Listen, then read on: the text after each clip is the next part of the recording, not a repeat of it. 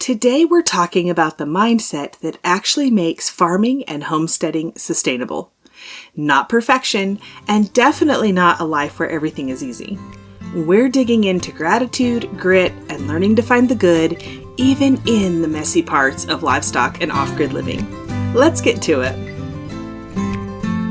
Hey friends, welcome to the Get Goat-Wise podcast. Are you longing to raise goats and other animals for food but don't know where to start? Do you want to be more self-sufficient and less dependent on the grocery store? Do you wish you had a mentor to walk you through raising livestock? Hi, I'm Millie, animal scientist, cattle girl turned goat rancher, co-owner of Dry Creek Livestock, and simple living enthusiast. For 15 years, I've been on a mission to raise all of our own meat, eggs, and dairy. Here, we'll talk about raising goats and other homestead livestock, how to create sustainable animal management systems that actually work, and a bit of off-grid life with kids and livestock. If you're ready to take control of your food supply, raise livestock with confidence, and provide your family with the most nourishing meat, eggs, and dairy available, you're in the right place. Kick off your muck boots, pour a cup of coffee, and let's talk livestock. Hey friend, I'd love your help spreading the word about the Get Goat-Wise podcast. If this show has helped you, would you take a minute to leave a review? It really makes a difference, and it's easy. Just go to Get Goat-Wise on Apple Podcasts, scroll down to Ratings and Reviews, click on the purple words that say Write a Review, then give me some stars and tell me what you think. And as a thank you, I've got a free kidding due date chart waiting for you. Just head to getgoatwise.com/kidding-chart. It's on the honor system. You leave a review, grab your chart, and know that you're helping other goat owners find the show. Here's what's happening on the ranch this week. We had a good rainstorm roll through.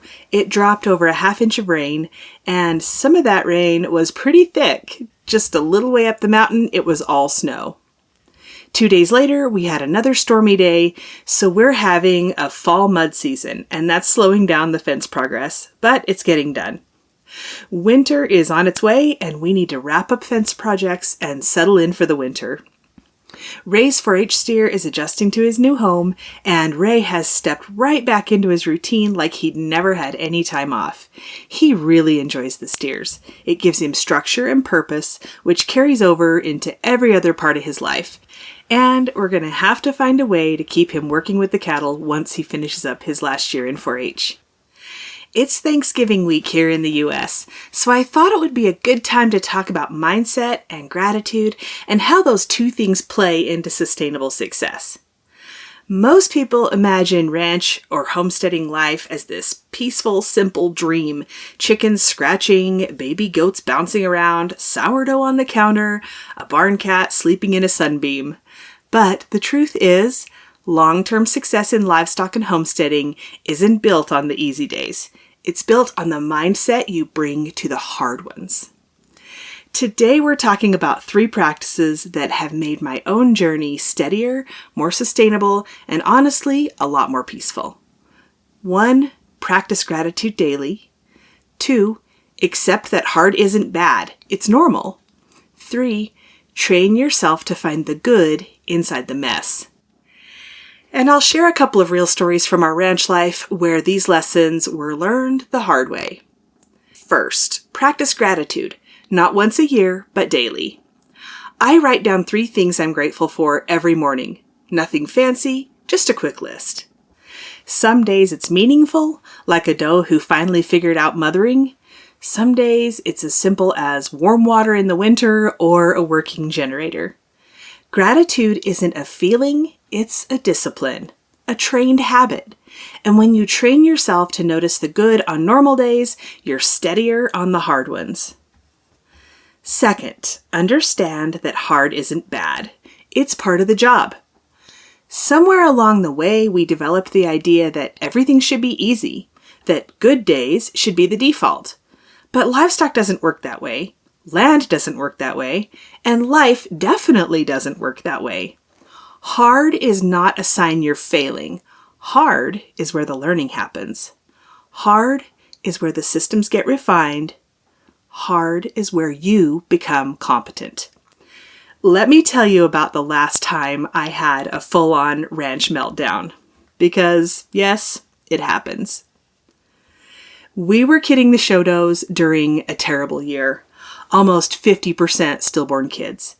At the time, I didn't know the cause. I just knew I kept delivering dead kid after dead kid. One night, I was pulling a big kid, long hard pull, and he came out dead like the others.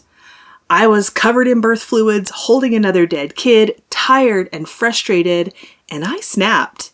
I yelled, kicked the panel, which was more pitiful than powerful, and then I saw my kids watching, wide-eyed, silent. And it hit me. My reaction wasn't helping me, it wasn't helping the goat, and it definitely wasn't teaching my kids anything useful. I thought about quitting goats for about 30 seconds. Then I did what ranch people do. I went into problem-solving mode. Research, records, troubleshooting. That was a turning point. I realized that hard moments are not signs to quit.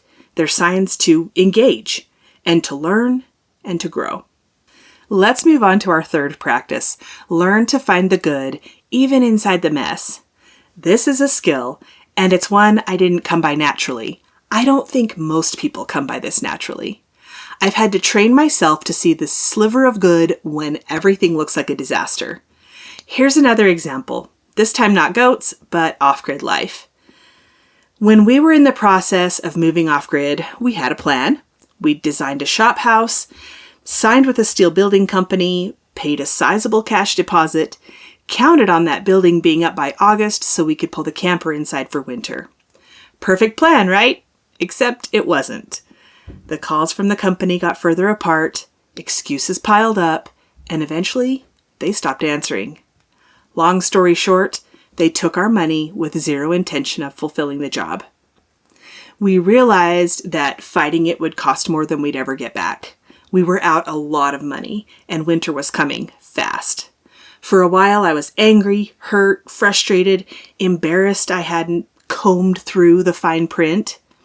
But once we solved the immediate problem, found a way to stay warm through the winter, I could finally step back and look at it honestly. And here's what came out of that mess.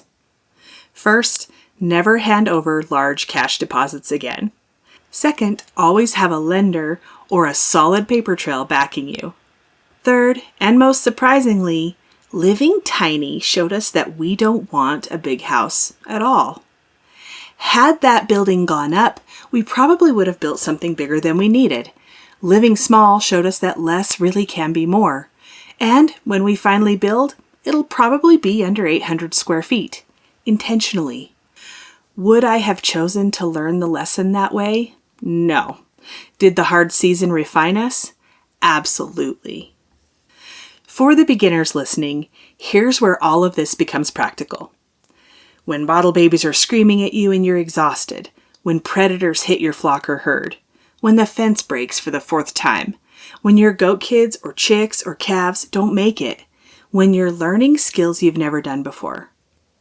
This is when gratitude keeps you grounded, accepting hard keeps you realistic, and finding the good keeps you moving. These 3 things keep you steady, and animals thrive under steady, predictable management.